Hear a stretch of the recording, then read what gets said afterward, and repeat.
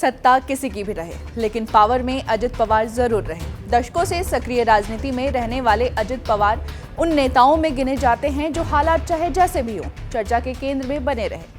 कभी सरकार के अहम स्तंभ के रूप में, तो कभी राजनीतिक विद्रोह के चेहरे के तौर पर। अजित पवार की कहानी साधारण नहीं है। चुनाव, मैनेजमेंट और लीडरशिप में उनके अनुभव ने उन्हें जबरदस्त लोकप्रियता दिलाई।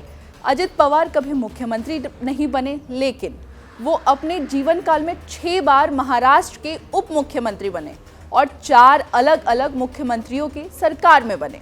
अजित पवार का जन्म 6 जुलाई 1959 को महाराष्ट्र के अहमदनगर जिले के देवलाली प्रवरा गांव में हुआ। उनका बचपन ग्रामीण परिवेश में बीता, जहां किसानों की समस्याएं, पानी की किल्लत और विकास की चुनौतियां रोजमर्रा की जिंदगी का हिस्सा थी। यही अनुभव उन्हें आगे चलकर उनकी राजनीतिक की दिशा तय करने में अहम साबित हुआ। उनके पिता अनंतराव पवार मुंबई के मशहूर राजकमल स्टूडियो में काम करते थे।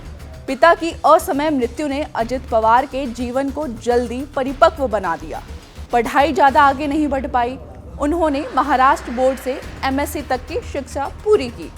राजनीति में उनकी एंट्री तय थी, लेकिन उनके चाचा शरद पवार पहले से ही महाराष्ट्र की राजनीति में बड़े नाम थे। अजित पवार ने सहकारी संस्थाओं, खास करके चीनी कारखानों से अपनी राजनीतिक सफर की शुरुआत की और ग्रामीण अर्थव्यवस्था की बारीकी समझकर विकसित भी की। 1990 के दशक में अजित पवार ने कृषि, ऊर्जा और सिंचाई और ग्रामीण विकास जैसे अहम विभागों की जिम्मेदारी संभाली। अजित पवार कई बार महाराष्ट्र के उप मुख्यमंत्री भी बने। वित्त, योजना और ऊर्जा जैसे महत्वपूर्ण विभाग उनके पास रहे। साल 2019 उनके राजनीतिक जीवन का सबसे नाटकीय मोड़ साबित हुआ। उन्होंने अपने चाचा शरद पवार के खिलाफ पहली बार खुला विद्रोह किया और भाजपा के साथ मिलकर सरकार बना ली। खुद उप मुख्यमंत्री बने, लेकिन वह सरकार सिर्फ 3 दिन चली। इसके बाद अजित पवार ने इस्तीफा दिया और NCP खेमे में लौट आए। इस घटना में उन्हें एक ऐसे नेता के रूप में स्थापित किया जो बड़े दांव खेलने से नहीं डरता। इसके बाद वे उद्धव ठाकरे के नेतृत्व वाली महाविकास आघाड़ी सरकार में फिर उप मुख्यमंत्री बने। लेकिन राजनीति में उनकी बेचैनी यहीं नहीं रुकी।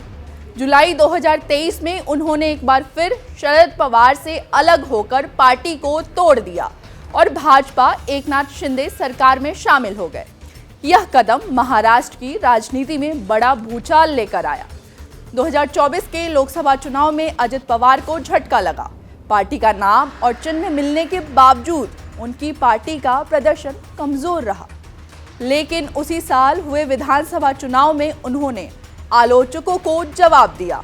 महायुति गठबंधन में उनकी करीब 41 सीटें आई और उन्होंने जीतकर साबित किया कि अजित पवार अब भी एक बड़े खिलाड़ी है।